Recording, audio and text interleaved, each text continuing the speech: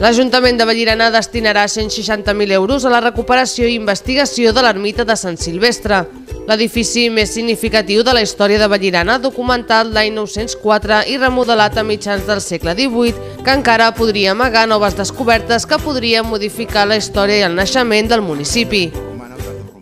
L'arquitecte, redactor del projecte i responsable de l'obra, Joan Albert Adell, ens recorda el que ja sabem i què esperen descobrir. Sabem que aquesta església està construïda damunt d'un edifici més antic. Van sortir les parets, hi ha parets que estan en part dintre de l'església i part fora, hi ha paviments que estan en part dintre i en part fora de l'església, que són paviments de factura molt antiga, no els hem pogut datar encara, tampoc s'ha acabat l'exploració, però són anteriors a l'església. Aleshores, estem situant-nos ja en un context històric important.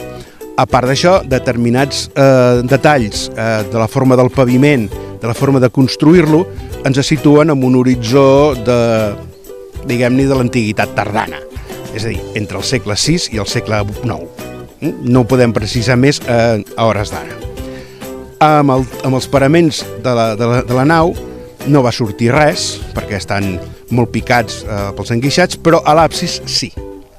A l'absis van aparèixer sota les capes de guix hi ha una capa d'arrebossat amb restes de decoració pictòrica que es pot associar a creus de consagració típiques del segle IX o X, però és que aquestes creus estan damunt d'una capa de pintura més antiga encara.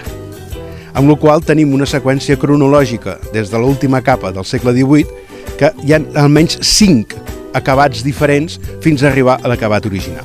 Dir que dintre de l'església es van trobar 2 tombes infantils, que evidentment els arqueòlegs han desmuntat i han tret, i estem a l'espera de poder fer datacions per carboni 14 d'un d'aquests nens per saber quin any el van enterrar, i això ens donarà una pauta de quin moment es va fer l'església.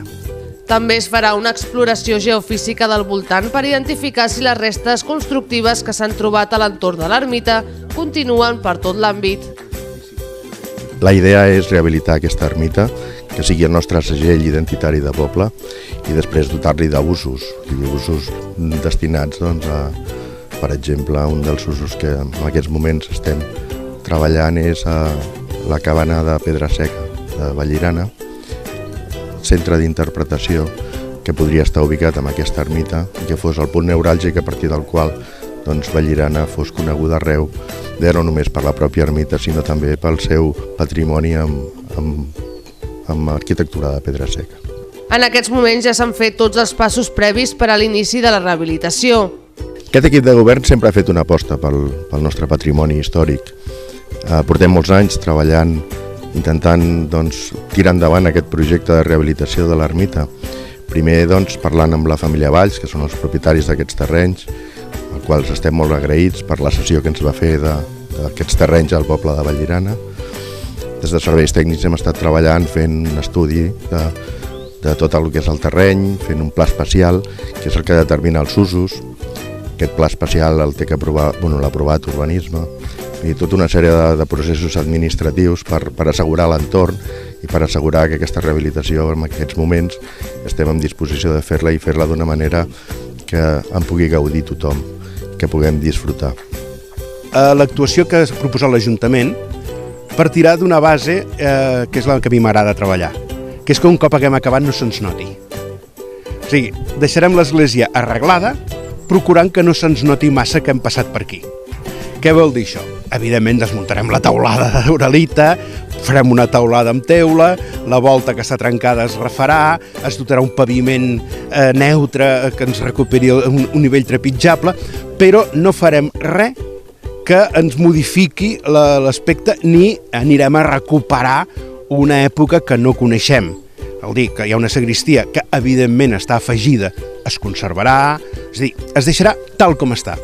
I a l'entorn s'hi fa una actuació d'ordenació seguint el pla especial que ja es va redactar en el seu moment d'endreçar el bosc, netejar-lo, treure bardisses, respectant els arbres que si cauen poden fer malbé l'església seran tallats perquè hi ha un excés d'arbres, en canvi els roures de la banda nord es conservaran tots, tot el marge de la banda nord es fixarà amb murs de pedra seca perquè no s'erosioni i permeti que es pugui transitar mínimament, i a l'arribada on hi havia el roure de Sant Silvestre s'hi plantarà un roure i s'ordenarà el camí perquè quedi, evidentment, no accessible en cadira de rodes, ni molt menys, però sí que quedi transitable adequadament perquè la gent pugui venir i veure-ho.